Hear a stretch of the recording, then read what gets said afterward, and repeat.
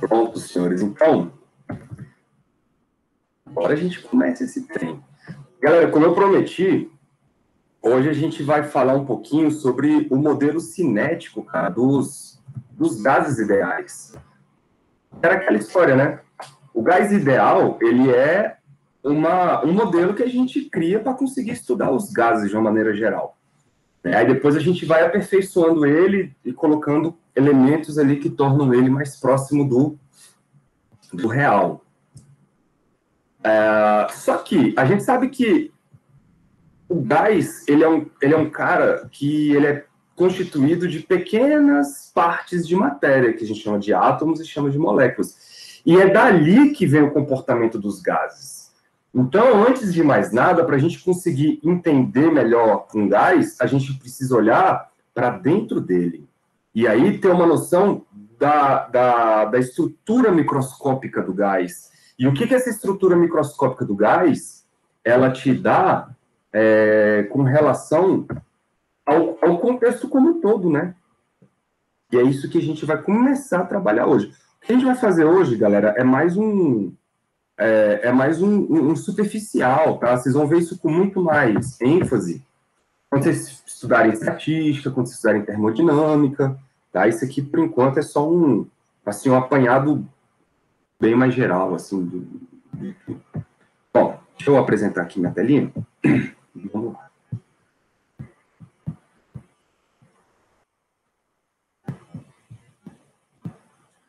Demorou, mas saiu, hein? Porra, meu.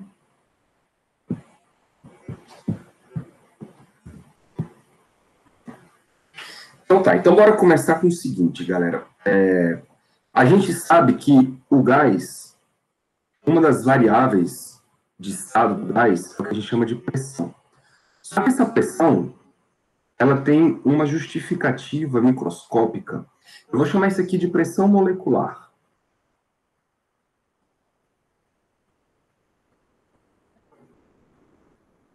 Porque a gente sabe que se existem pequenos objetos lá dentro se movimentando com uma determinada velocidade e eles vão fazer impactos nas paredes, esses impactos vão produzir uma pressão, tá bom? Então a ideia aqui é o seguinte, ó. Eu vou tentar escrever para deixar tudo claro para vocês. Quando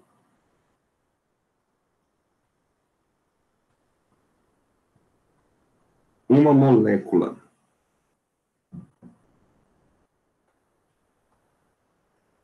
é bom ter isso aqui anotado, porque depois fica mais fácil de estudar.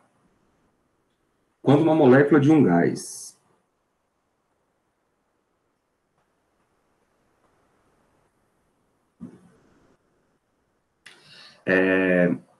confinado, o gás está confinado numa caixa, vamos supor, galera, que essa caixa é cúbica, beleza? Para ficar fácil a nossa conta. Confinado em uma caixa cúbica, em uma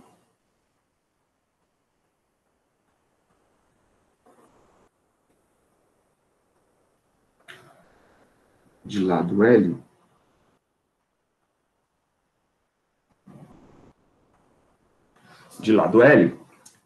quando essa molécula colide com a parede,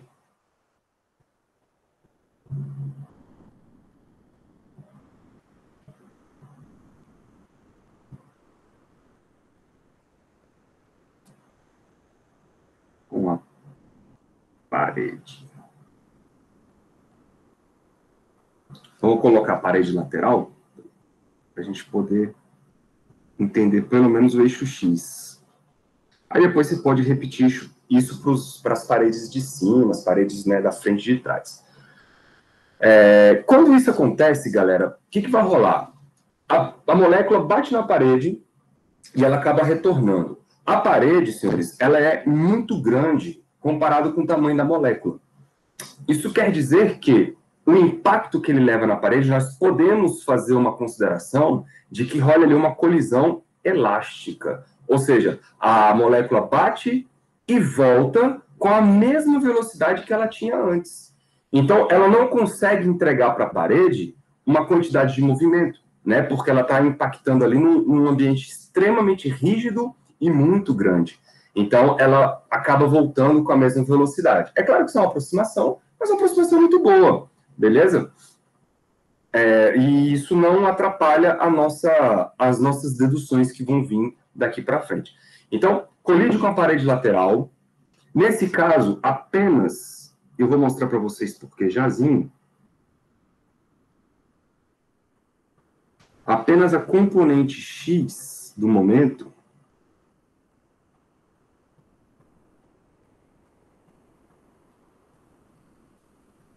eu vou usar os passos do livro de vocês, tá? Ele está bem mais intuitivo do que outros livros. Apenas a componente X do momento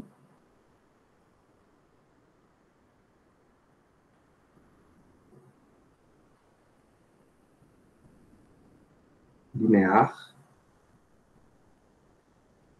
sofre variação.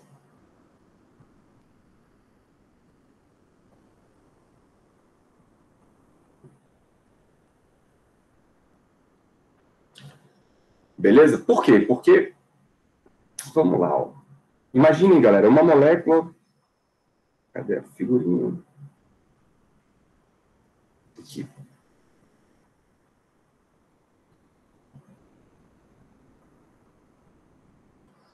Uma molécula viajando com uma velocidade V. Aqui, ó, com essa velocidade V. Aí ela tem uma componente Vx e uma componente Vy. Eu estou imaginando apenas uma molécula, beleza? Uma molécula de massa M. Aí, ela, quando se choca com a parede, ela vai ser refletida de maneira que a velocidade geral dela, a velocidade resultante dela, continua sendo V. Tá bom? Só que mudou de direção. Isso quer dizer que mudou o momento linear. Lembra que o momento linear é uma grandeza vetorial. Então, se mudou de direção, houve uma variação do momento. Só que percebam que a velocidade no eixo Y, ela permanece a mesma. Beleza? Continua apontado para baixo, com a mesma intensidade, pá, tudo igual. Então, no eixo Y, não houve variação do momento linear. Beleza? Por quê? Porque não houve variação do vetor velocidade. Mas no eixo X, não. No eixo X, antes você tinha uma velocidade que apontava para a esquerda, e aí depois da colisão, uma velocidade que aponta para a direita. Então, você tem aí uma mudança no momento. De maneira que essa mudança, galera, eu posso chamar de delta Px. Isto é o quê? É o momento antes menos o momento depois. Desculpa, o momento depois menos o momento antes. Vocês já fizeram isso em Mecânica 2, eu imagino. Então, o que você tem depois? Depois você tem a velocidade, a massa vezes a velocidade da partícula, não é isso? Isso é ao momento depois, menos o antes. E o antes, como aponta para a esquerda, nós vamos atribuir um sinalzinho de menos aqui, ó. Menos mvx. Pode crer, galera? Isso aí é o depois menos o antes. Então, o delta px, que é a variação da quantidade de movimento na direção x, vai ficar dado por 2mvx. Ok? Muito bem. Aí, o que acontece com essa molécula? Ela bate na parede, aí ela vai viajando até a outra parede do outro lado, bate nessa outra parede e volta de novo. E aí, fica se colidindo entre as paredes.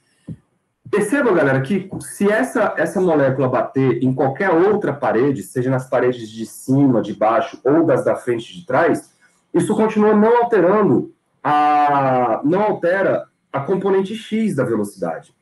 Beleza? Pelo mesmo motivo que essa colisão aqui não alterou a componente Y.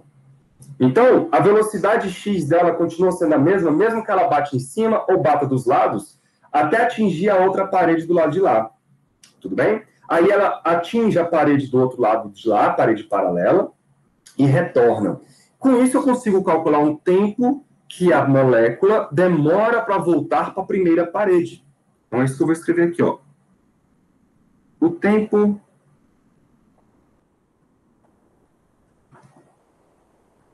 eu estou pensando em apenas uma molécula, hein? Aí você fala, professor, mas as moléculas não vão se bater entre si? Sim. Mas eu estou aqui fazendo uma primeira aproximação em que as moléculas não se chocam, beleza? Elas passam perto uma da outra, mas elas acabam não se colidindo, beleza? É uma aproximação. Mas depois a gente pode fazer uma estatística disso, enfim. Vamos com calma. O tempo que a molécula...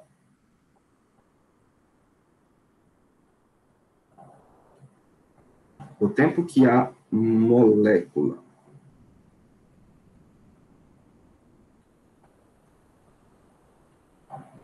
levará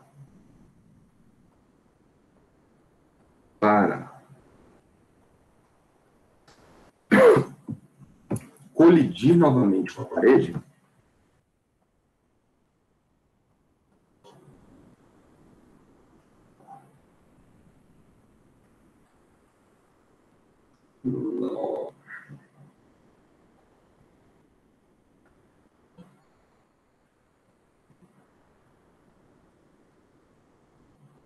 com a parede,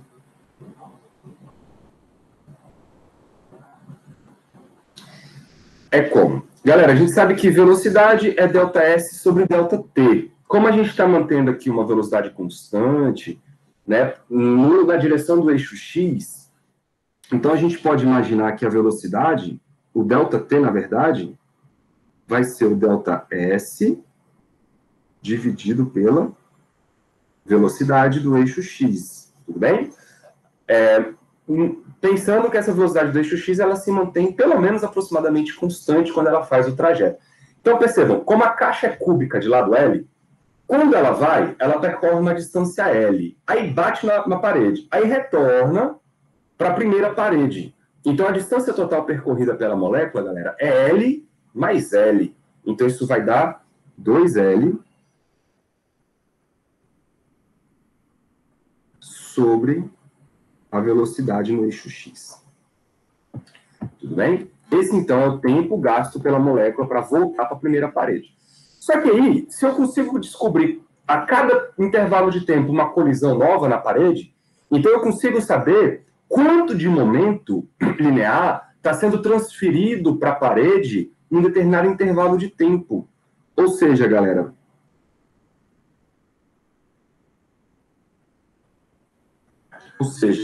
eu consigo descobrir a taxa de transferência de momento linear. Então, vou botar assim, ó, portanto,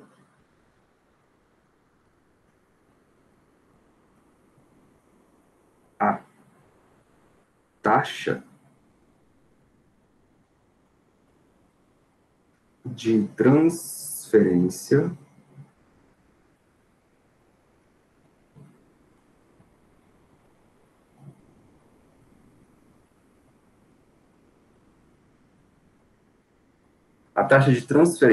do momento, ou de momento, né? Vou botar assim, ó, do momento,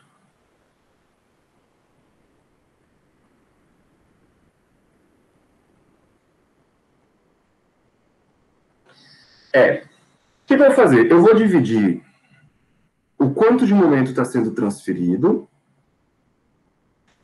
pelo tempo que demora para ser transferido a cada colisão nova. Né? Aí eu consigo saber quanto de momento é transferido em cada intervalo de tempo. Olha que beleza. Isso, então, basta dividir as nossas duas equações, que é o 2mVx, que a gente descobriu, sobre L, não é isso? Esse é o ΔPx, dividido pelo ΔT. Beleza, galera? O ΔT, deixa eu dar um espaço aqui para ficar melhor. Ó, o ΔPx sobre ΔT, ele vai ser igual a 2mVx sobre L dividido pelo tempo. Poxa, tem L aqui não, né? Viajando, foi mal. É 2mx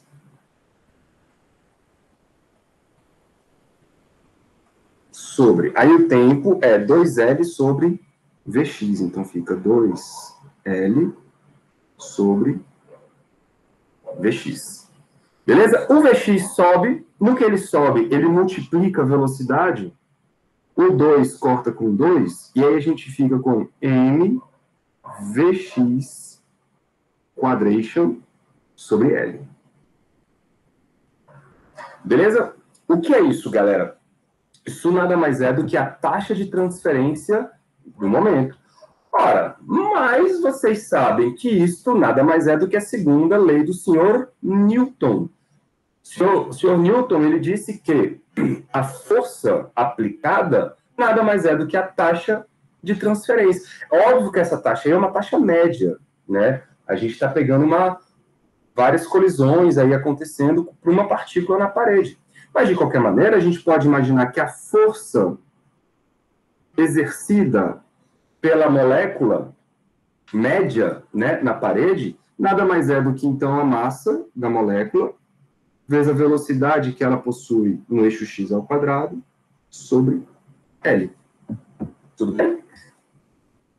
E aí, só que vocês vão imaginar que não temos apenas uma molécula, nós temos várias moléculas. Então, a força, vamos botar assim, a força exercida por todas as moléculas, isso aqui é uma força média, né? A força exercida pelas N moléculas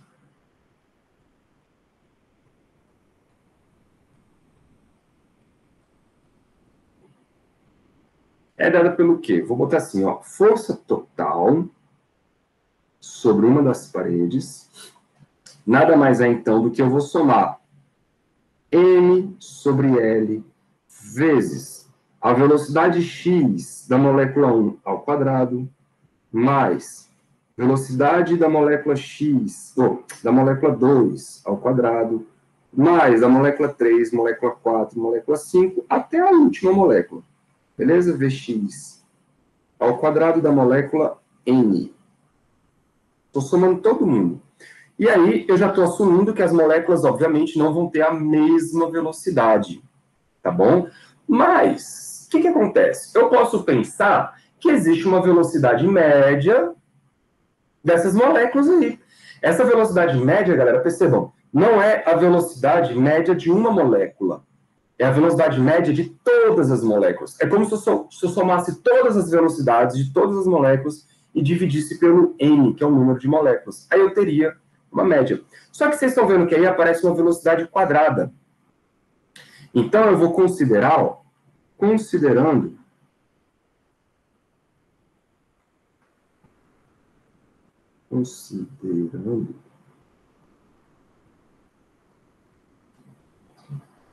que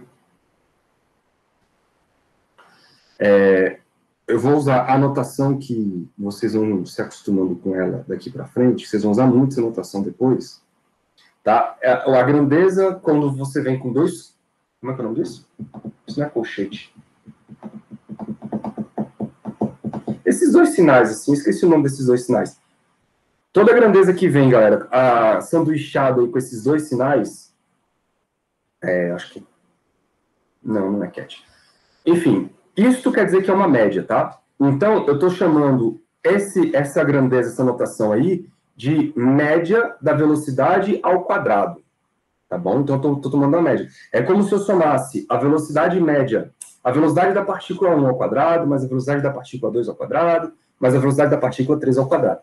Somo tudo e divido pelo número de partículas. Isto é a velocidade média, a velocidade média, a média da velocidade ao quadrado.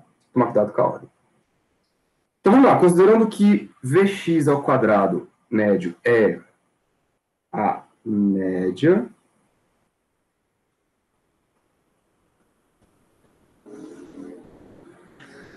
da velocidade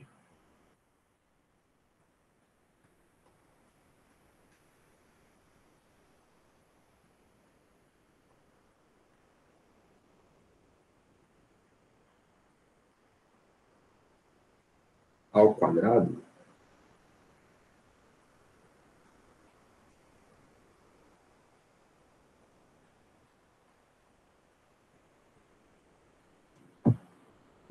vou botar assim, das n partículas,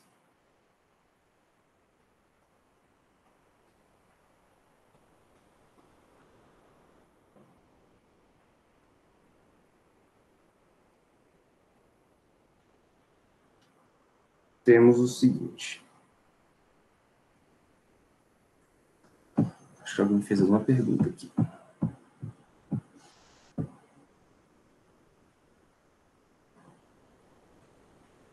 Chevron, é? O nome desse sinal? Isso eu não sabia, não.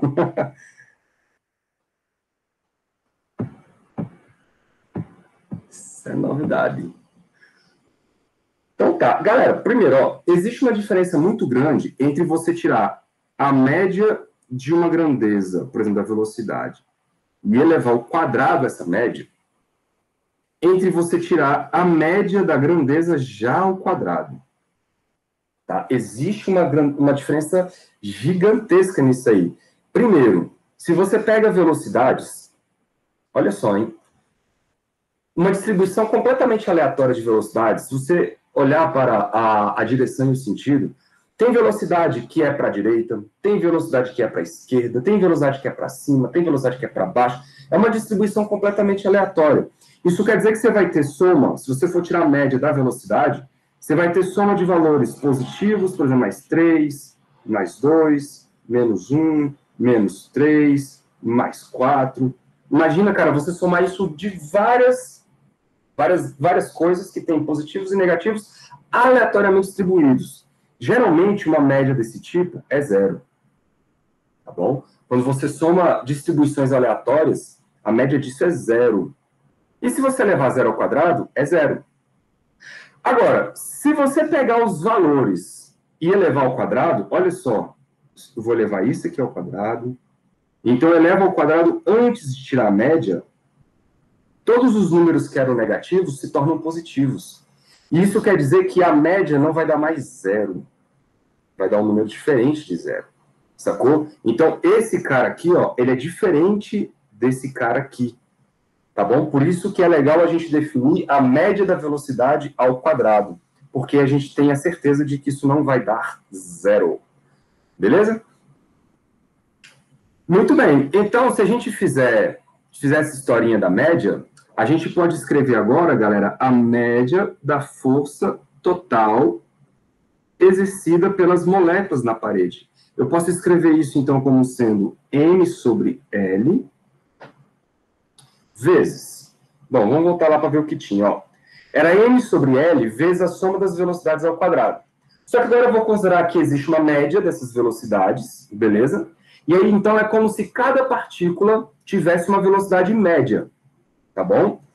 Como eu tenho N partículas, então eu vou multiplicar aqui, ó, N vezes a velocidade x ao quadrado média. Beleza? É tudo estatística.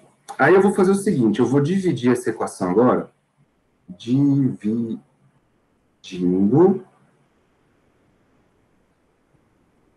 pela área da parede. Então, dividindo pela área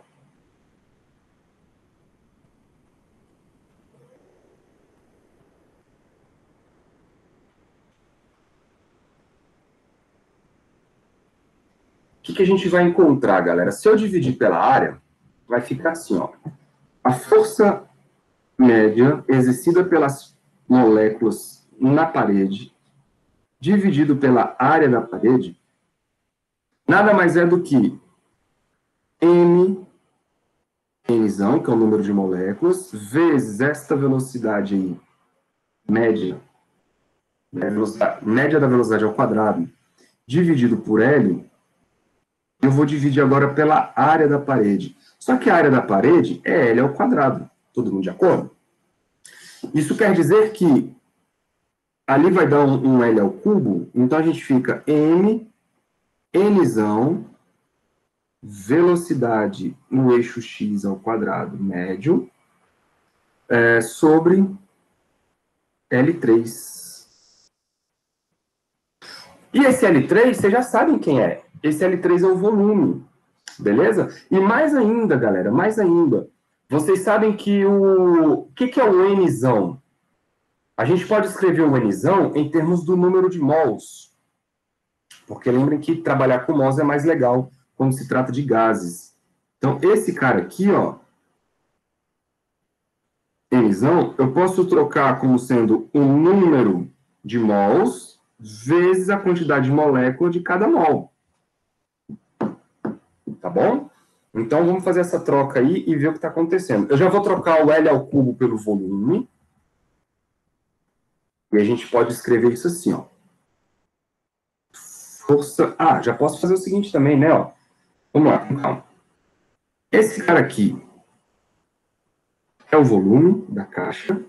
E essa coisa aqui, força sobre área, é a pressão. Então, olha como vai ficar a nossa conta, ó. Pressão sobre a parede é igual M de massa, essa é a massa de uma molécula, beleza? Vezes N, número de mols, Na, número de Avogadro, média da velocidade quadrada, sobre o volume.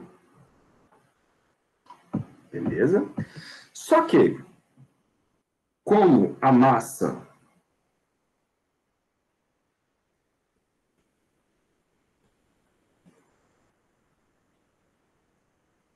molar. O que é a massa molar, senhores? É a massa de um mol de um gás. Então, como a massa molar é aí aquele Mzão, que vai ser o número de mols, não é isso? Desculpa. É a massa de uma molécula vezes o número de Avogadro, que corresponde ao mol. Se você fizer essa troca aí, a gente chega no seguinte, ó. Pressiones é igual a...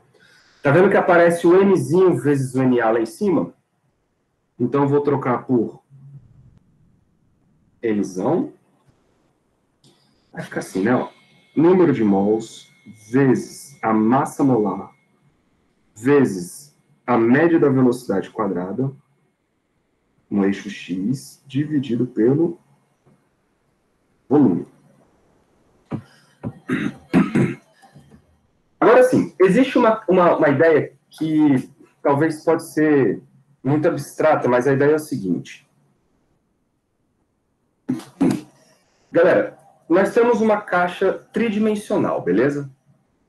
Nós sabemos que as moléculas, elas estão batendo em todas as faces. Essa conta aqui está me levando à ideia da porrada numa face específica, né? Porque eu estou pegando a velocidade do eixo x e aí eu estou pegando apenas a colisão lateral. Só que nós sabemos, como é que a gente corrige isso? Nós sabemos que a velocidade tridimensional, ela tem uma componente no eixo x, tem uma componente no eixo y e uma componente no eixo z, certo? Então, ó, eu vou escrever assim, além disso,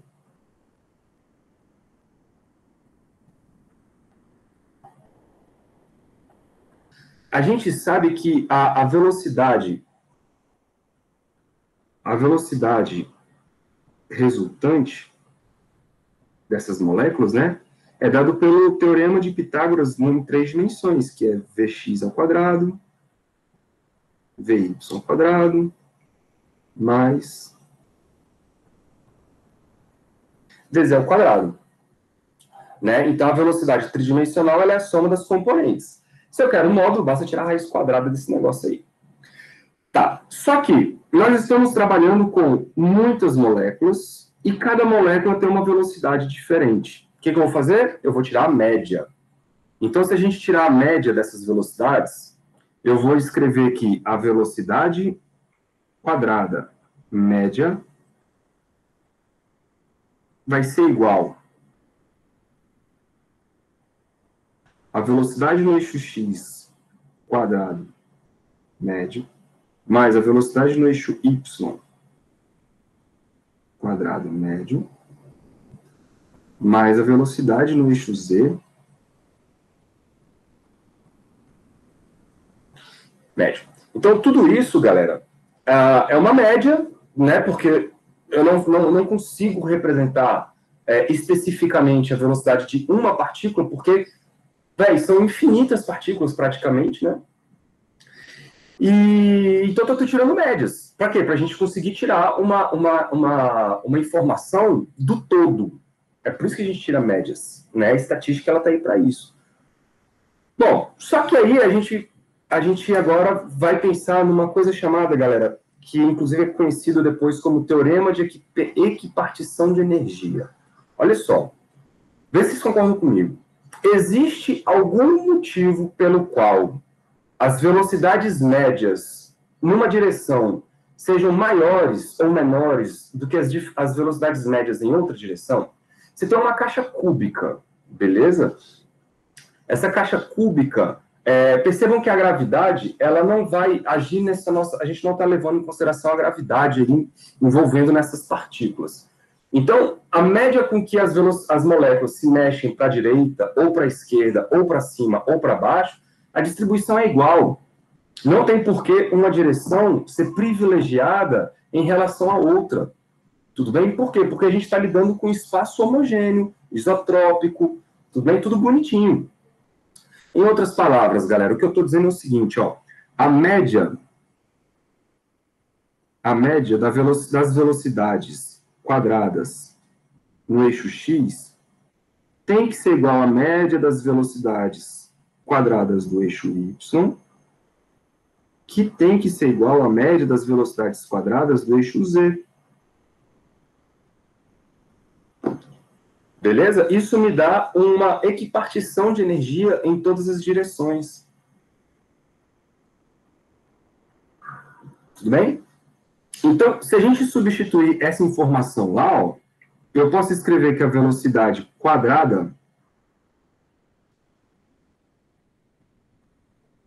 média, isso vai ser igual a 3 vezes a velocidade quadrada média do eixo x. Beleza? Por quê? Porque a do y e do z são iguais. Então, se eu somar todo mundo, vai dar 1 mais 1 dá 3. E a gente acaba escrevendo a velocidade quadrada desse tipo de coisa. Aí, se a gente substituir essa informação, a gente fica assim, ó. Então, eu já vou até trocar de cor, porque agora eu chego numa informação importante. A pressão, galera, do gás, olha só, eu vou substituir aqui aquela informação lá. Aí vai entrar, então, um V sobre 3. Beleza? Então, ficaria número de mols, massa molar, velocidade ao quadrado, médio, sobre 3V. Cuidado, hein? Um V aí é velocidade, o outro V aí é volume. Deixa eu deixar esse Vzinho aqui mais assim. E aqui eu vou deixar um Vzão. Tá? O V de cima é velocidade, o V de baixo é volume. Aí o livro de vocês, ele faz uma mudança que ele chama o seguinte, ó. Eu vou escrever aqui. Existe uma grandeza estatística muito utilizada, que é chamada a média, a raiz quadrada da média quadrada. Ela fica assim, ó, velocidade média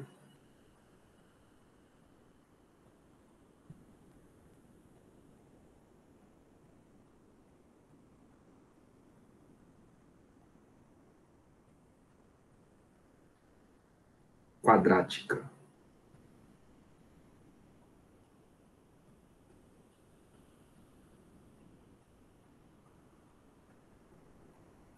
Que é o seguinte, o que acontece se você tirar a raiz quadrada da média ao quadrado? Né, que é esse aqui, ó. Raiz quadrada, deixa eu trocar de cor.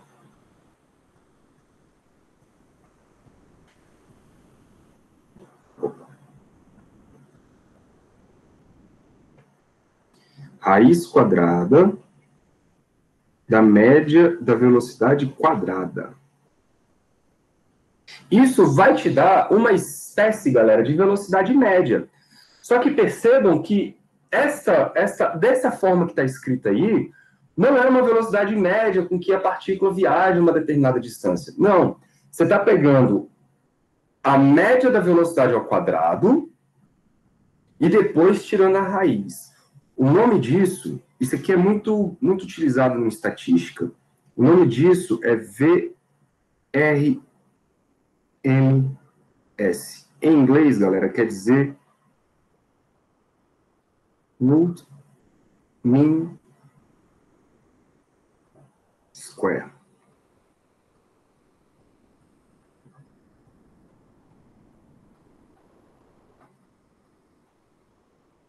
Beleza? Então, essa raiz quadrada da média da velocidade ao quadrado, nós vamos chamar de velocidade média quadrática, ou root mean square.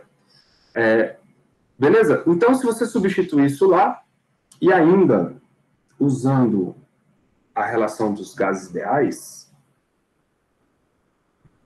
deixa eu já fazer isso aqui. Então, usando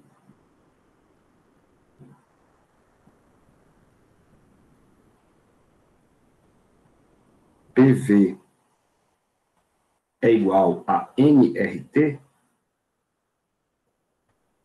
a gente consegue expressar as coisas agora em função da temperatura. Então, vamos lá. Temos. Dessa equação aqui de cima, senhores, eu vou passar o volume multiplicando, tá? Se o volume multiplicado do lado esquerdo fica P vezes V, e aí eu posso trocar, então, por nRT. Aí, do lado direito, aparece o N de mols, a massa molar. Agora, eu vou escrever aquilo ali assim, ó, VRMS ao quadrado, beleza? Porque não está mais na raiz, né? VRMS ao quadrado sobre... Quem ficou lá? Apenas o 3, porque eu joguei o volume para o outro lado multiplicando. Tudo bem para vocês? Ó, número de mols, morreu. Se a gente isolar a velocidade média aí, nós vamos encontrar a média com que as moléculas acabam se movendo dentro de um gás ideal. E isso depende de quem? Da temperatura. Olha as coisas começando a fazer sentido. Então, vou isolar o V, tá? Ó, já bota na cabeça aí. Quando eu isolar o V, o 3 vai multiplicando, então fica 3RT dividido por M.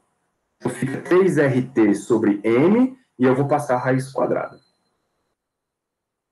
Então, a velocidade média quadrática vai ser igual a raiz quadrada de quem? De 3RT sobre a massa molar. Beleza, galera? Essa informação aí, ó, ela é importantíssima, porque ela já começa a fazer uma conexão, entre o mundo pequeno, que é o mundo microscópico. Então, quando eu falo de velocidade, eu estou falando da velocidade de um ser microscópico dentro do gás, e estou fazendo uma conexão com uma grandeza macroscópica, que é a temperatura. Então, a velocidade média com que esses caras se movem lá dentro está atrelada à temperatura. Quanto maior a temperatura, mais rápido eles se movem. E isso vem do quê? Da construção do modelo cinético de um gás. Né? Percebam que se você quiser, igual o Thiago me perguntou uma vez, se você quiser fazer uma teoria que dê conta da temperatura, por exemplo, do núcleo do átomo, cara, você precisa criar uma nova estrutura, você precisa criar uma nova física sobre como que é internamente essa estrutura atômica, e aí você vai ter que levar em consideração mecânica quântica, teoria de campos, e fazer uma conexão desse mundo com o que nós chamamos de temperatura. Então, é uma outra formulação, é uma outra representação, é uma outra teoria, beleza? O que nós estamos fazendo aqui é o seguinte, velho, nós temos um bando de bolinha de gude microscópica se debatendo dentro de uma caixa. E elas têm uma velocidade média ali, certo? Esta informação nos traz uma conexão com o todo. E aí o todo é o quê? É a pressão, é a temperatura e é o volume. Beleza, galera? Então tem que ficar claro para vocês que o que nós estamos fazendo é criando uma estrutura para conseguir entender o aspecto coletivo do gás, tentando olhar para os pequenininhos lá dentro. Então a gente está tentando fazer uma conexão microscópico com macroscópico. E essa conexão não tem jeito, tem que ser via estatística, porque nós estamos falando de uma coleção, um conjunto de seres microscópicos. Tudo bem? Alguma dúvida em relação a alguma coisa até agora?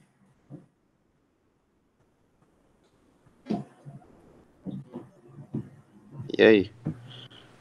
Falei, seu Thiago. Te perguntar. Diga. A gente não tava falando de velocidade média, que depois surgiu o fator que multiplica 3. Uhum. E por que o 3 foi pro volume? Não, ele não foi pro volume, não. É porque... É que eu acho que eu fiz muito rápido aqui, ó. É porque quando você isolar esse negócio aqui...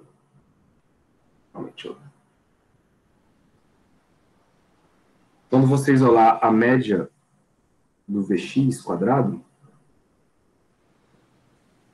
você vai poder trocar pela velocidade resultante quadrada sobre 3.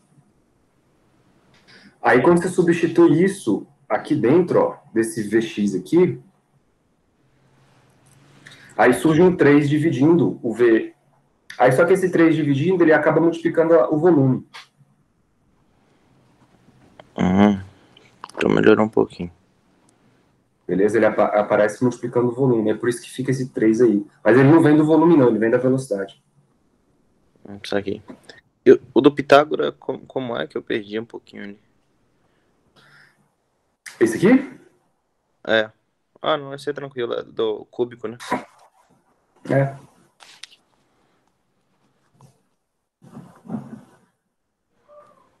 Exatamente. E aí você está vendo que aqui a gente não está levando em consideração, por exemplo, as colisões entre as moléculas, a gente não está levando em consideração a atração entre as moléculas, porque se trata de um gás ideal, né? Então, quando você vai formando outros modelos, por exemplo, existe um modelo chamado modelo de Van der Waals do gás.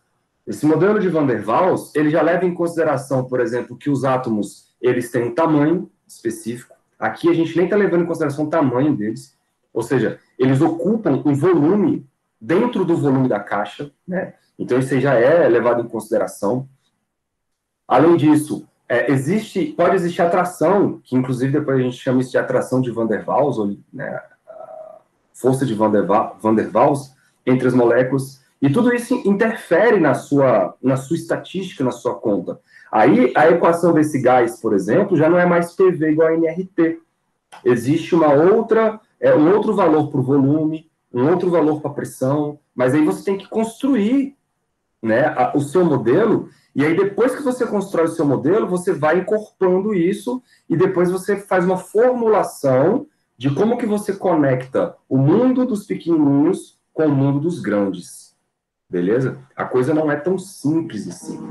Até porque quando você lida com moléculas, você inevitavelmente está lidando com mecânica quântica. Né? Mas aí a gente está fazendo aqui uma aproximação que funciona até um determinado momento. Então, nada de muito problemático. Aí depois é que nós vamos incrementando. Vocês vão ver que vocês vão ter lá na física estatística, lá na termodinâmica, outras coisas para serem levadas em consideração. Professor, Diga. Mesmo as moléculas não se chocando, não altera essa velocidade, não? Acaba alterando. Ela acaba alterando, mas aí você pode levar em consideração uma média, porque é o seguinte, elas se chocam. Então, quando uma se choca com a outra, elas mudam de velocidade. Só que a colisão ela é tão intensa que se você for pensar num contexto geral, acaba não mudando a média das velocidades. Entendeu? Porque é tanta molécula lá dentro se debatendo que isso não provoca, por exemplo, uma aceleração. Se você manter o sistema do mesmo tamanho, com a mesma pressão e a mesma temperatura, você acaba chegando à conclusão de que mesmo que elas vão se batendo lá, isso não acelera as moléculas, entendeu? Então a velocidade, num contexto geral, acaba permanecendo constante.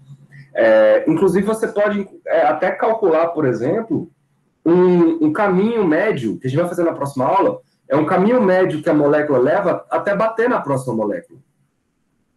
A gente consegue meio que calcular isso de uma maneira, claro, estatística, né? Algumas moléculas, elas batem mais rápido na outra, né? Outras percorrem a distância maior, outras a distância menor, mas eventualmente elas vão acabar se colidindo ali. Mas aí você pode tirar uma média dessa distância percorrida entre as moléculas até que elas batem uma nas outras. Ah, entendi. Valeu. É nóis. Chique isso, né, galera? Ó, isso aqui é muito bonito, viu, galera? Apesar de ser bem aproximado, cara, isso aqui nos dá uma ideia do poder que nós temos, nós seres humanos temos, tanto físico quanto matemático, da gente conseguir descrever um mundo, como que o mundo microscópico altera o mundo macroscópico. Né? Isso aqui já é uma primeira lição de como que nós conseguimos fazer isso. E nós conseguimos, beleza? Mesmo que com muita aproximação, que é esse caso aqui, a gente já consegue tirar informações muito interessantes, beleza? Primeira informação interessante é essa, que a temperatura do gás está atrelado à média da velocidade das partículas. Sacou? Então, a gente já conseguiu chegar nessa conclusão. Fala. Dá para ter uma ideia também de energia, né? Exatamente, esse é o próximo ponto. Se a gente consegue atrelar a temperatura à velocidade, e essa velocidade está associada à energia de movimentação das moléculas, então a gente já consegue aí fazer uma ideia do como que está a distribuição energética dessas moléculas. Então já vamos passar para esse ponto. Então, 2. E aí, galera, aqui é o seguinte, lembrando que a gente está considerando um gás que não tem atração entre as moléculas, então a única energia lá dentro que elas possuem é energia cinética, e a gente também está levando em consideração que as moléculas, o gás é monoatômico, beleza? A ligação formada lá dentro é de apenas uma bolinha. Isso quer dizer o seguinte, que o fato dessa molécula girar, ela não está contribuindo com uma energia cinética de rotação, beleza? Porque se você pensar numa molécula mais complexa, onde ela possa, por exemplo, ter um formato aquele de halteres, por exemplo, aí a gente fala de uma molécula diatômica, ela pode girar em torno de vários eixos, né? Então você tem aí mais graus de liberdade, isso vai interferir na sua energia cinética também. Então aqui a gente está levando o caso mais simples possível.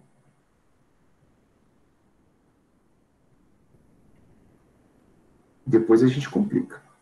Então, isso aqui, ó, energia cinética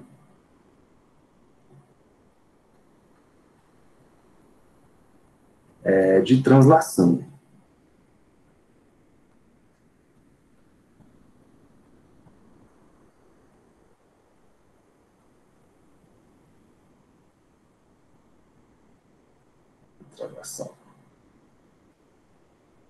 Bom, então vocês sabem que a energia cinética de uma molécula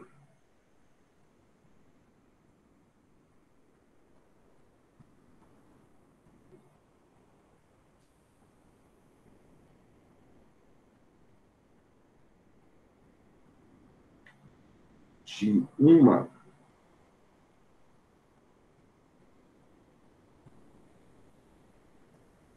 molécula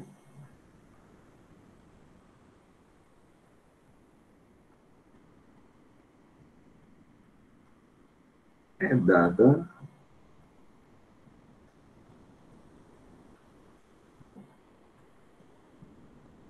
por... E aí vocês lembram que a energia cinética de um objeto, né? Eu vou chamar de K, a energia cinética é M velocidade dessa molécula ao quadrado sobre 2.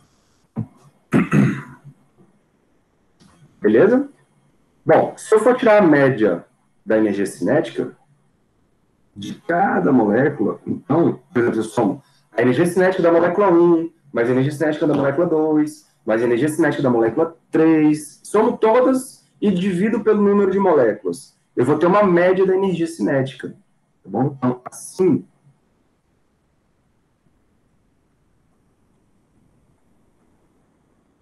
a média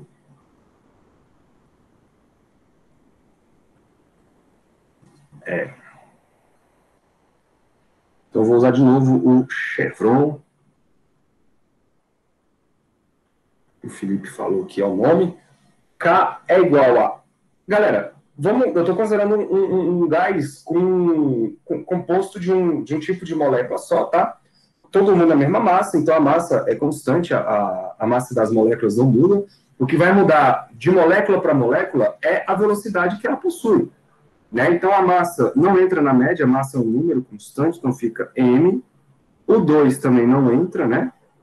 Eu vou ter apenas aqui a média da nossa velocidade ao quadrado. Beleza? Ou, usando a notação que a gente acabou de ver, isso aqui é massa, velocidade RMS ao quadrado, tudo dividido por 2. Show. O que eu vou fazer? Eu vou substituir essa informação lá na equação 1, que é essa equação aqui em cima, ó, do VRMS. Porque, olha só, o V, vou fazer com calma aqui, ó, o VRMS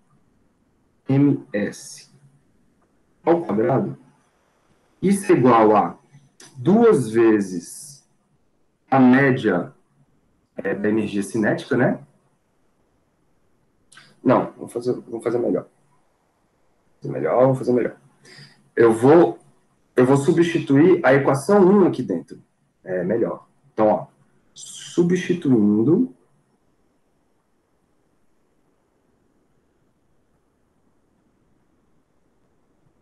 que eu quero calcular a energia cinética. Substituindo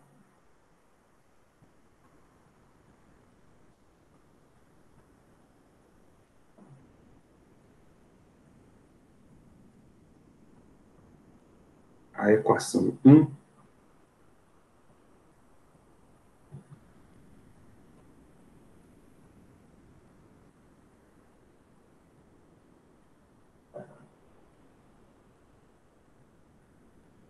o que a gente vai ter? O K médio, então, a energia cinética média dessas moléculas vai ser dado por m sobre 2 vezes a velocidade RMS ao quadrado. E a velocidade RMS está ali, ó, que é a equação 1. Se eu tirar o quadrado, galera, vai sair o 3RT sobre m da raiz. Então fica 3RT sobre mzão. Beleza? Só que a gente sabe que... Vamos lá.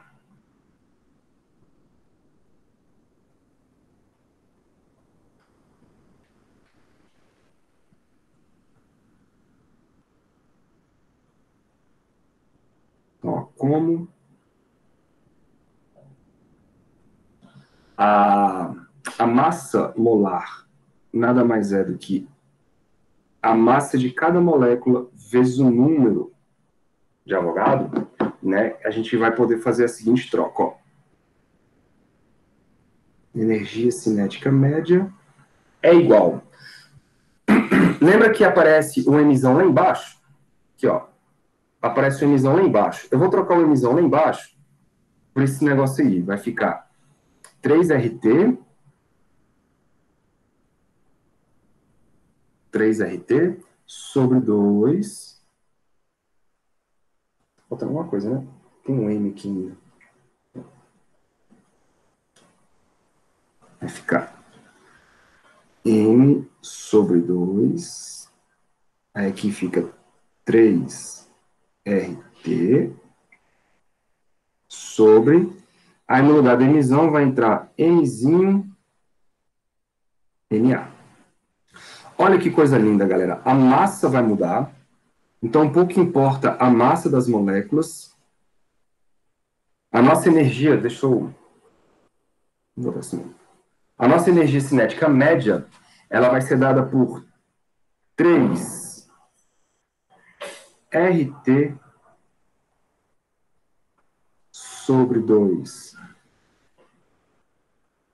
Na, beleza? E a gente já viu que esse R, que é a constante universal dos gases, sobre o número de Avogadro, isto é chamado de constante de Boltzmann. Então eu posso substituir esse cara lá dentro e ficar assim, ó. A energia cinética média das moléculas vai ser igual a 3 meios de K. Vamos fazer o seguinte, para a gente não ficar confundindo os Ks, eu vou chamar isso aqui de KB, que é o que aparece na maioria dos casos, tá? KB, galera, é a constante de Boltzmann. Então fica 3 meios de KB.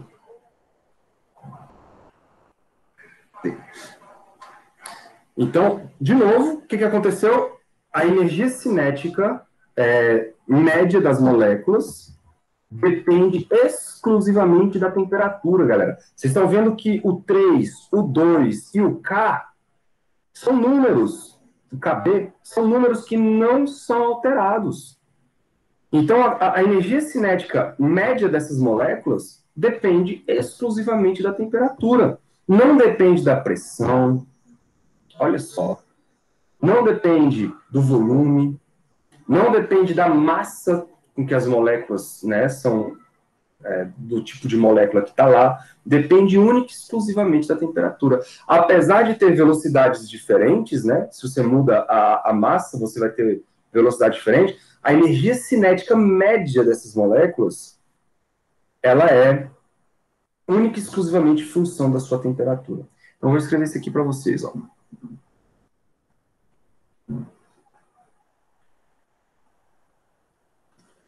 Gases constituídos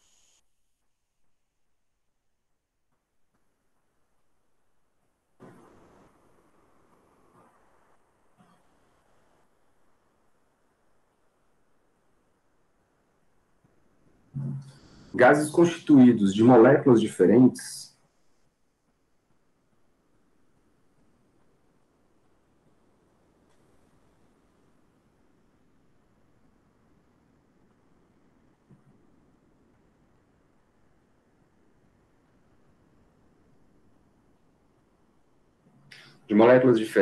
à mesma temperatura, tá?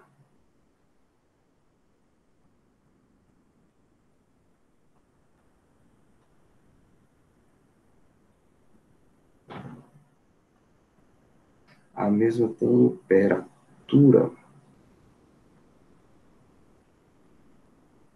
Se você olhar para essa equação, se a temperatura é a mesma para diferentes tipos de gás, a energia cinética média é a mesma. Beleza? Então, ó, gases constituídos de moléculas diferentes à mesma temperatura possuem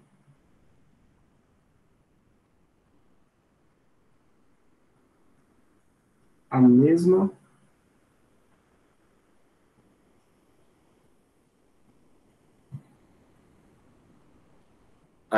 energia cinética média.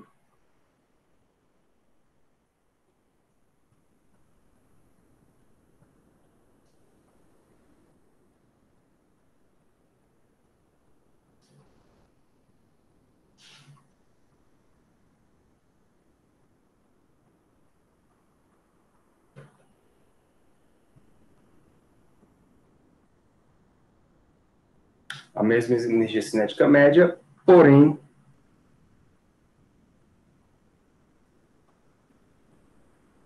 diferentes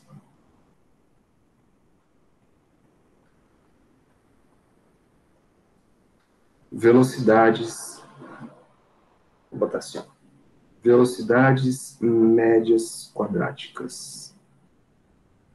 Certo, galera? Então, o que acontece? Você pega lá, vamos pegar a nossa camada atmosférica. A nossa camada atmosférica, ela aqui próximo do chão, ela tem uma temperatura mais ou menos ali constante, que é a temperatura ambiente, né? Vamos botar aí 25 graus Celsius. Só que a gente sabe que essa nossa camada atmosférica ela é composta de várias moléculas. E é um gás real, né? Mas a gente já pode pensar no seguinte, cara, se a temperatura ela é constante numa determinada camada de gás, isso quer dizer que a energia cinética média com que essas moléculas se movem é a mesma em todos os pontos dessa camada, certo? As moléculas mais lentas, isso faz com que as moléculas mais lentas sejam as mais pesadas e as moléculas mais rápidas sejam as mais leves. Por isso que aqui próximo da nossa superfície, você quase não tem concentração de hidrogênio. Por quê? Porque o hidrogênio, como ele é mais leve, ele está muito mais rápido. E, eventualmente, galera, dadas as nossas pressões, a pressão atmosférica, né, tal, a velocidade com que as moléculas de hidrogênio se movem, eventualmente, podem ser mais rápidas que, por exemplo, a velocidade de escape gravitacional. Então, as moléculas de hidrogênio elas podem começar a escapar se elas tiverem velocidade suficiente para ir embora do planeta. Já as moléculas mais pesadas, não. Elas, o oxigênio, o nitrogênio e tal, que faz parte do que a gente precisa para sobreviver, acabam ficando presas aqui porque não tem velocidade suficiente para fugir da atração gravitacional do planeta Terra. Chique, né? Por isso que alguns planetas não têm atmosfera, por exemplo, a Lua não tem atmosfera, né? Porque ela é muito pequena. O planeta Marte não tem atmosfera. Ela tem uma atmosfera bem fininha, certo? Mas não tem atmosfera. Uma camada atmosférica vigorosa, igual a gente tem, não tem. Show?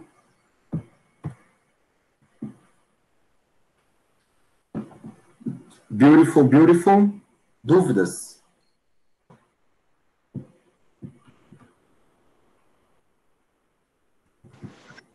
Ô, professor. Diga, Thiago. Duas coisas. Uhum. Mas, então, se a gente tivesse, vamos dizer, muita energia disponível aqui embaixo, né, para dar para essas moléculas, a gente iria começar a expelir as moléculas mais leves? Primeiro tu esquentar, né, o ar. Tipo, esquentar o planeta, né? Esquentar pra caramba aqui embaixo. Mas aí, não ia chegar uma hora que as daqui ia ser meio que as mesmas de lá por... Como assim? Tipo, imaginamos o hidrogênio aí, né?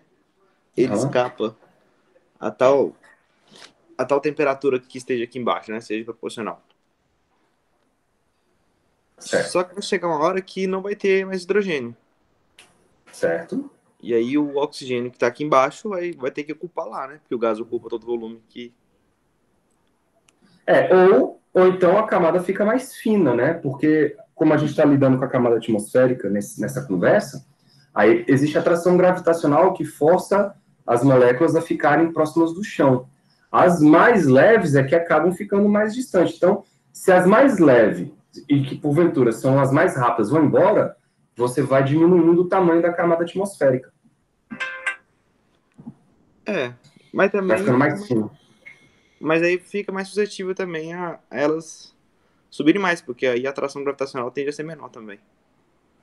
Não, a atração gravitacional é a mesma, porque quem faz a atração gravitacional é o planeta Terra, como um todo. É a quantidade de massa. Mas os gases não fazem parte dele? Então, não, assim... mas ele... É mais a parte sólida do que a parte gasosa. Deve ser também bem pouquinho, né? A casquinha. A casca é grande, mas como é pouco denso, muito pouco denso, então não tem interferência gravitacional significativa, não. Faz sentido. Dá para a gente calcular a concentração de moléculas Só que a gente tem que fazer algumas aproximações. Depois eu posso fazer essa conta com vocês. A gente tem que fazer um... Quando eu falar de transformação, acho que eu consigo fazer essa conta de distribuição de densidade na camada atmosférica. Legal. E agora outra pergunta. Se a energia cinética, ela depende, vamos dizer assim, da temperatura, né, como uma variável, a gente poderia aplicar isso a sistemas grandes também? Tipo, vamos dar um exemplo, tipo uma bolinha, tipo as bolinhas de gude mesmo. A gente poderia atribuir a energia cinética das bolinhas a uma temperatura. Não necessariamente vai ser temperatura, mas... é porque, cuidado, aqui a gente está falando de um gás. Sim, pois é, mas é porque eu falo assim, como não tem dimensão, né, tipo assim, qual volume que isso aplica? Pelo menos a fórmula não depende de nenhum volume. Certo. Basta ele não ter interação. Certo. Então, nessa ideia das bolinhas de gude, né, elas não teriam interação, assim, eletromagnética entre os átomos e tal, só a colisão. Você está pensando, por exemplo, num mar de bolinha de gude, é isso? Tipo, vamos imaginar assim, entendeu? Tipo, como... Aí, tipo assim, até que ponto a gente poderia aumentar essas bolinhas que poderiam não atribuir a temperatura em si, né? Porque não dá pra chamar de temperatura porque a certo ponto já não vira temperatura. Mas tem uma energia cinética naquele meio. Não tô entendendo onde você quer chegar. Tipo assim, ó. Vamos tentar aplicar algo maior, então. O universo expandiu, certo? Aham. Ele tende a conservar a energia toda dele, porque, né? Não tem como ele perder. Uhum. Então, como está independente do volume dos corpos, né? E do volume do universo em si, Uhum. a gente poderia atribuir a energia cinética que ele está a uma temperatura. Que ele tem uma temperatura. Sim. Pode sim. Só que aí o caso do universo aí envolve algumas outras coisas, por exemplo, radiação. Porque a própria radiação eletromagnética, ela carrega energia. E isso está associado a uma temperatura. E você viu lá que existe uma equação que dá para calcular isso, né? Que é aquela lei de Stefan-Boltzmann. Então, quando você mede a temperatura do universo, nós seres humanos, quando tentam medir, a gente está tentando medir, na verdade, a radiação cósmica que está ali permeando esse universo. E aí a galera chegou à conclusão que é de 3 Kelvin, né? Que é a radiação cósmica de fundo. É claro que, provavelmente, se você for fazer essa medida daqui a uns, sei lá, 100 mil anos, 1 milhão de anos, provavelmente isso vai baixar a temperatura, porque, né, a expansão está acontecendo. Mas existem muitos fatores aí a serem levados em consideração. Tá? Uma delas é a radiação. Aí tem a questão da matéria escura, que a gente ainda está tentando detectar, está tentando ver se isso é real ou não. Né? Energia escura, enfim, é um negócio bem mais complicado. Mas professor, eu pensei aqui agora, se a gente abaixar, se a temperatura do universo chegar no 0 Kelvin, no meio que as coisas não vão começar a ficar estacionárias? Sim, é o que a galera chama de morte térmica. Morte térmica. Mas como, igual aquele livro que eu te passei lá, existe uma parada chamada o seguinte, cara, se você for levar apenas para o contexto clássico, você realmente vai imaginar uma temperatura zero e uma morte térmica no universo. Ou seja, os objetos eles vão estar praticamente estáticos, não existe mais nada, né, de energia no universo. Só que se você for levar o ponto de vista quântico e o ponto de vista de teoria de campos, cara, se tem radiação, tem temperatura. Então, jamais você vai ter uma temperatura igual a zero. Mesmo que você tenha o vácuo. Se no vácuo existir radiação eletromagnética, aquele vácuo pode estar quente. Porque ele tem fótons. E um conjunto de fótons, imagina, velho.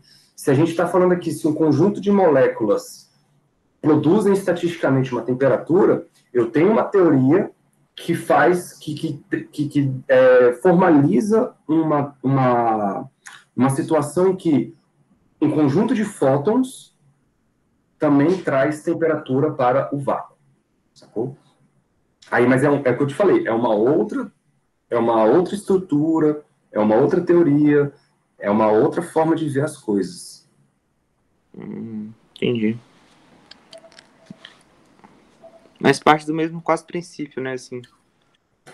O que muda mesmo é a mecânica como que esses novos entes são tratados, né? Porque quando a gente fala aqui de átomo, a gente fala de energia cinética, é mv²/2. Agora, você não pode falar isso de fóton. A energia do fóton não é mv²/2. Então, você tem que fazer uma outra física para conseguir trabalhar com esse tipo de coisa. É igual dentro do núcleo atômico. É igual, por exemplo, no buraco negro. Como é que você vai determinar a temperatura do buraco negro? Você precisa de uma outra estrutura, de uma outra física, de uma outra coisa que correlacione a grandeza que nós chamamos de temperatura estatística com a estrutura que está sendo está formando o objeto que você está trabalhando. Então, você tem que trabalhar com outras teorias, com outras coisas. Então, meio que temperatura vai virar... Fica igual a energia, né? Fica um conceito meio em meios, vamos dizer assim. Cada canto tem seu... Isso. Isso aqui. Tô doido. Agora, você pode definir a temperatura da seguinte maneira, velho. De uma maneira bem simples. Ela representa quanto que um sistema está mais quente que outro. Ponto. Não interessa o que isso queira dizer do ponto de vista estrutural.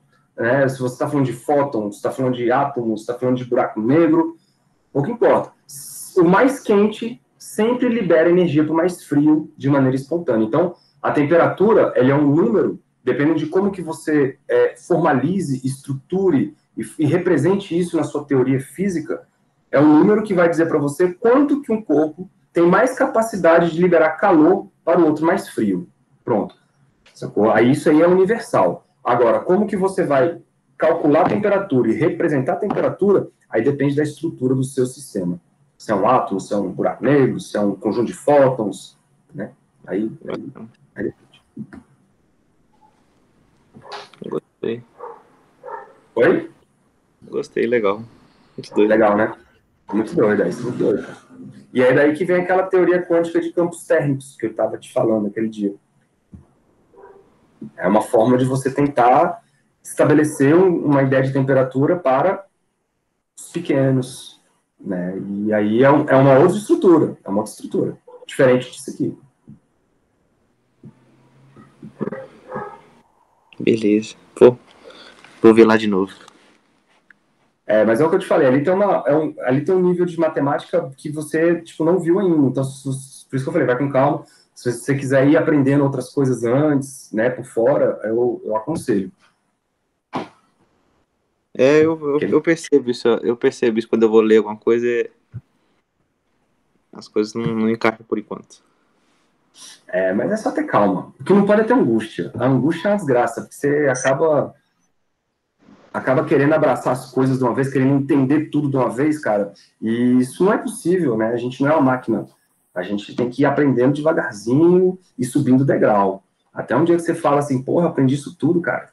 Massa, então eu vou aplicar isso tudo aqui.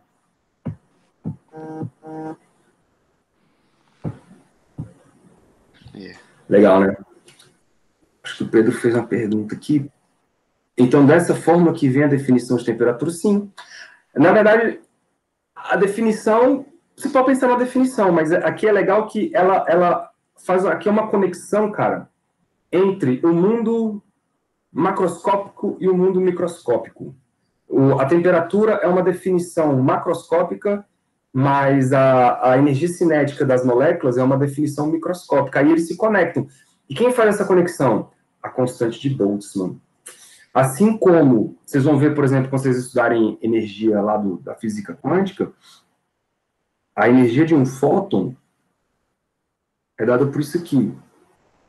A energia, ela do jeito que ela é estabelecida aqui, ela é uma grandeza própria de corpos de partículas. Já a frequência é uma grandeza própria de ondas. Então, o que você está fazendo? Você está misturando os dois mundos. Você está fazendo uma conexão entre as partículas e as ondas. Né? Daí que vem a dualidade, onda partícula e tal, enfim. A gente não se estender muito. Mas quem faz essa conexão aqui, ó, é o H. E essa H é a constante do Sr. Planck. Certo? Assim como quem faz a conexão do mundo microscópico com o mundo macroscópico é a constante de Boltzmann. Sacou? Então, é isso. Você pode pensar numa definição. Agora, quando você fala em definição, parece que você está falando, é a definição universal, né? Não porque é isso que a gente estava conversando. A temperatura ela pode ser definida de acordo com a sua estrutura do objeto, do sistema que você está estudando. Isso aqui, por exemplo, não se aplica de jeito nenhum, cara, ao vácuo com fótons, né? Não se aplica. Essa definição aqui, por exemplo, não é aplicada ao buraco negro, não é aplicada a um espaço vazio com radiação eletromagnética.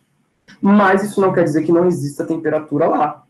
Né? Existe, só que aí você vai ter que definir, você vai ter que reescrever ou reformular a sua teoria para que seja, para que se aplique naquele sistema. Sacou? É legal, né? E do nosso mundo, do nosso ponto de vista, a temperatura ela está muito bem definida assim, como uma forma de você ter ali a agitação das moléculas. Show. Para gases ideais, perfeito. Mas, se você for estabelecer com outros mundos, aí você tem que mudar de teoria.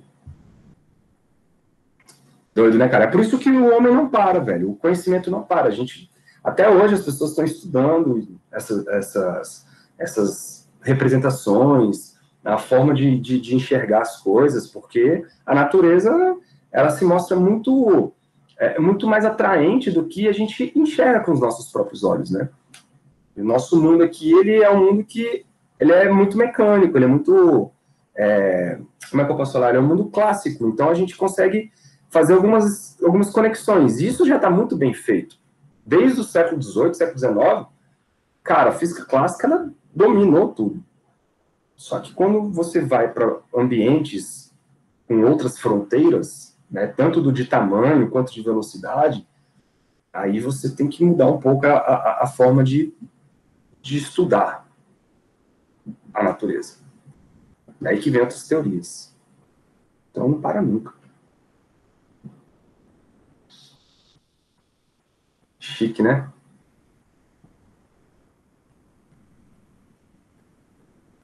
Fala, Matheus. Não sei se tem muito a ver, mas tipo, que parece que em cada situação a gente tem que inventar uma teoria nova, né? Tipo, analisar de forma diferente. Aí como é que fica aquela relação, tipo, de encontrar uma teoria de tudo? Tipo, porque o universo é só um, né? Pois é, a ideia o lance é esse. Será que existe uma teoria de tudo? Ou será que não? Será que é possível? Será que o universo ele tem essa simetria ou não? Porque o que nós, seres humanos, fazemos é o seguinte, a gente cria... Deixa eu mostrar um negócio aqui. A gente cria, por exemplo, uma teoria para explicar fenômenos que acontecem dentro de uma fronteira, né? Então, aqui, dentro dessa fronteira aqui, ó, existe uma teoria chamada mecânica clássica. E ela explica todos os fenômenos que nós vemos no nosso dia a dia. Os aviões voam através da mecânica clássica, os prédios são construídos através de mecânica clássica, os carros, eles se movimentam e são construídos através da mecânica clássica. Só que a mecânica clássica não explica tudo. Quando você vai, por exemplo, para o universo do mundo dos muito pequenininhos, a mecânica clássica ela falha miseravelmente. Ela não faz previsões comportamentais de seres microscópicos. Então, você tem que atrelar a teoria que você vai construir ao experimento que você tem ali disponível. Né? Aí você cria uma outra teoria chamada mecânica quântica. Sacou? E aí, os fenômenos daqui são explicados com a teoria daqui. Os fenômenos de lá são explicados com a teoria de lá. É claro que tem que existir uma conexão. É o princípio de correspondência. Tem que existir uma correspondência. Quando você toma o limite de uma teoria, tem que conectar com a outra. Porque se essas teorias não são válidas, tem que existir conexão entre as teorias. Senão essas teorias não são válidas. Beleza? Porque elas não podem uma contradizer a outra. Elas têm que se conectarem dentro dos limites das fronteiras. Certo? E aí, existe mais, por exemplo. Se você vai para o mundo das coisas muito rápidas, aí você tem uma outra fronteira, com uma outra física, que é chamada de relatividade. Vou botar assim, ó, relatividade, Rzão. Né? E aí você tem uma conexão da mecânica clássica com a relatividade, que tem que existir, porque os corpos podem se mover tanto rapidamente quanto lentamente, e isso define a fronteira entre a clássica e a relatividade, o clássico e o relativístico, digamos assim. E você também pode ter o mundo dos pequenininhos andando muito rápido. Então tem que existir uma teoria relativística para o mundo dos pequenininhos, que é a mecânica quântica relativística, ou também conhecida como teoria de campos. Né? Agora, a pergunta é, existe aqui, ó, nesse mundo aqui, dentro da relatividade, eu vou botar para cá, que é a tal da relatividade geral. E essa relatividade geral não se mostra compatível nem com conexão com a mecânica quântica. Isso ainda não consegue, ninguém consegue entender o porquê.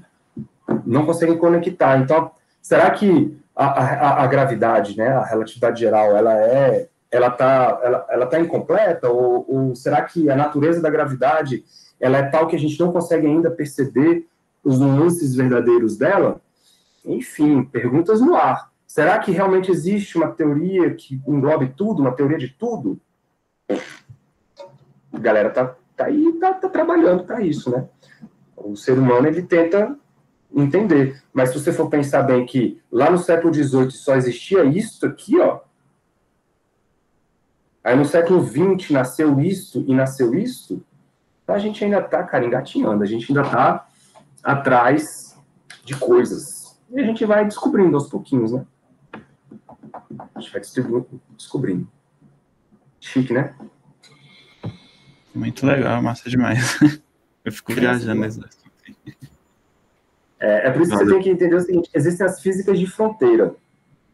As físicas de fronteira. Não é que uma teoria ela se sobrepõe à outra, ela é melhor do que a outra, ou ela substitui a outra. Não. Não vai existir, cara, nenhuma teoria que vai substituir a mecânica clássica. Não vai. Porque ela funciona dentro dos nossos limites. Dentro do limite onde ela se propõe, ela funciona muito bem. Assim como a relatividade, dentro do limite onde ela se propõe, ela funciona muito bem. E a mecânica clássica também. Sacou? Então não existe uma teoria melhor do que a outra. Cada uma funciona dentro da sua fronteira, digamos assim. Agora, se existe uma geral, não sabemos. Aí está em processo ainda da galera estudar. Aquele professor lá do EFRAS, que a gente estava auxiliando, ele fala um pouco disso, não foi? Foi, fala disso também. Eu lembro. De simetria e tal. Isso, é o Elael, né? Legal, muito legal. Muito legal. E é isso, galera. Como vocês são curiosos e estudantes de física, eu sugiro fortemente que vocês leiam esses livros que tentam divulgar as teorias que você ainda não tem acesso, para você começar a ter um contato, certo? Tipo, se você encontra um livro sobre física de partículas do ponto de vista de divulgação, leia, cara, porque aquilo vai contribuir para a sua formação. Quando você for, e se você for estudar física de partículas do ponto de vista acadêmico, você já tem uma ideia do que está acontecendo. Ou então, se você encontra um livro sobre astronomia, sabe, sobre buracos negros, tal, cara, leia.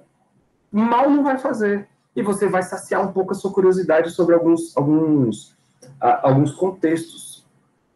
Por isso que é legal. Aí, quando você for estudar de maneira mais acadêmica aquilo, aí você vai se aprofundar naquilo, mas você já tem uma noção de todo. Sacou? Isso é muito importante. Certo, galera?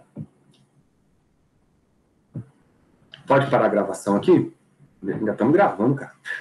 A gente está aqui divagando e vai ficar tudo gravado.